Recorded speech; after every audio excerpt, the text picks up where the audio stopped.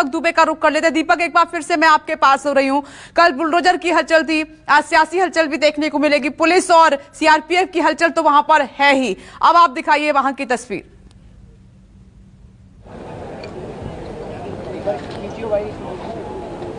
जी, हम दिखाने की कोशिश करते हैं कि किस तरह से यहाँ पर कल बुलडोजर चला था। तमाम जो यहाँ पर इंक्रोचमेंट थे अवैध रूप से बाहरी हिस्से के, वो सभी को तोड़ दिया गया था। लेकिन सवाल यहाँ के लोग यह पूछ रहे हैं कि हमें नोटिस क्यों नहीं दिया गया, हमें बताया क्यों नहीं गया। उसके बावजूद यहाँ पर आनन फानन में जिस तरह से एमसीडी के अधिकारी बुलडोजर लेकर पहुँचे, यहाँ पर तोड़क कार्रवाई को अंजाम दिया गया। सवाल लोग ये भी पूछ रहे हैं कि एमसीडी के अधिकारी तो यहाँ से पहले से आते रहे हैं, तो आखिर उन्होंने इतनी देरी क्यों कर दी। हिंसा होने के बाद उन लोगों के चीज़ों को, दुकानों को तोड़ा गया है जिनका इस पूरी हिंसा से लेना देना ही नहीं है। यहाँ तक कि आपको गुप्ता एक हैं जिनकी जूस की दुकान थी, सेंटर था, वो दिखाने की कोशिश करेंगे।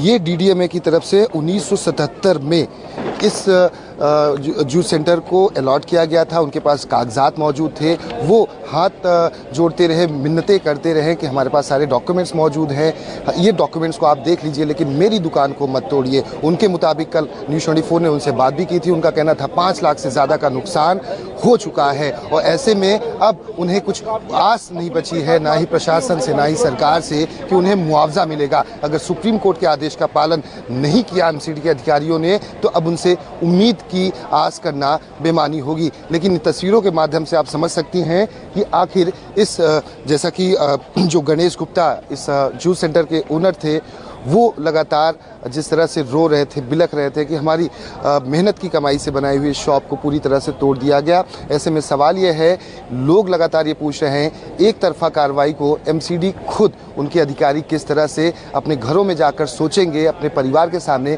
कि क्या कुछ किया है, कि किस तरह से महिलाएं बिलखती रहीं, उन्हें मौका तक नहीं दिया गया। वहीं आपको दूसरी तस्वीर हम दिखाने की कोशिश करते हैं। आज भी लोग अपने अपने घरों में कैद हैं, उन्हें बाहर आने की मनाही कर दी गई है पूरी तरह से। यहाँ पर छावनी में, चाहे सी ब्लॉक का मुख्य हिस्सा हो जहाँ पे पहले खड़े थे, या ये वाला हिस्सा हो जो अंदर की तरफ जाता है, यहाँ पर भी बड़ी संख्या में पुलिस बल तैनात किया गया है। एक तरह से आप सोचें कि जिस तरह से 5-6 दिनों से लोग अपने घरों में कैद बैठे हैं, तो ये दर्शक अगर अपने घर में बैठा रहे 6 से 7 घंटे, उसकी स्थिति क्या हो जाती है। लेकिन यहाँ पर लोग 6-7 दिनों से बैठे हैं। लोगों का यही सवाल है कि आखिर हमारी गलती क्या है। हिंसक झड़प जो हुई, जिन्होंने हिंसा भड़काई, उन्हें पुलिस गिरफ्तार करे, उन पर कार्रवाई करे, मोटिव का पता करे। लेकिन जो लोग अंदर बैठे हुए हैं, उन्हें, उनकी क्या गलती है, पहला सवाल। दूसरा सवाल ये उठता है कि आखिर मात्र इस जहांगीरपुरी के इस सी ब्लॉक, जी ब्लॉक के हिस्से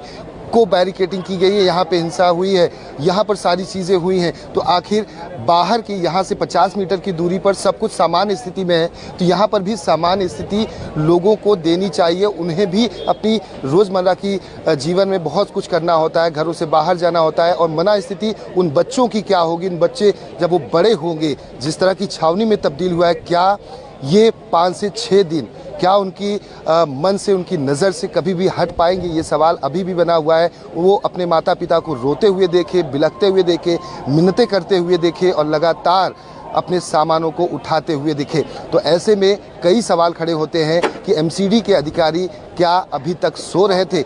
ये लोग सवाल ये भी पूछ रहे हैं कि एमसीडी के अधिकारियों पे कार्रवाई क्यों उन पर नहीं होनी चाहिए, जो भी पिछले 5-10 सालों से इस वार्ड के अधिकारी थे, यहाँ पर आते थे, जांच करते थे, चले जाते थे। आखिर जब इंक्रोचमेंट लगातार बढ़ता गया, तब क्यों नहीं नींद से जागे। हिंसा के बाद जागे हैं, तो इसमें ना सिर्फ सवाल बहुत बड़ा उठा रहे हैं, और ये मात्र जहांगीरपुरी की स्थिति नहीं है। आप दिल्ली में ही अलग अलग इलाकों में देखेंगे तो वहां पर भी ऐसी स्थिति बनी हुई है, अन्य राज्यों में भी ऐसी स्थिति बनी हुई है। ग्राउंड जीरो पर न्यूज़ 24 की सबसे बड़ी टीम तैनात है। सुप्रीम कोर्ट का क्या फैसला होता है, इस पर भी